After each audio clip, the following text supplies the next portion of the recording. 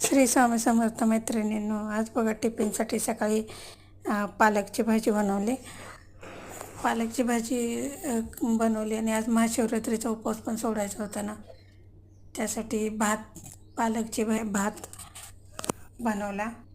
आणि हे टिफिनला देऊन आता राहिलेलं आहे बघा. हे दही लावलं होतं सकाळी.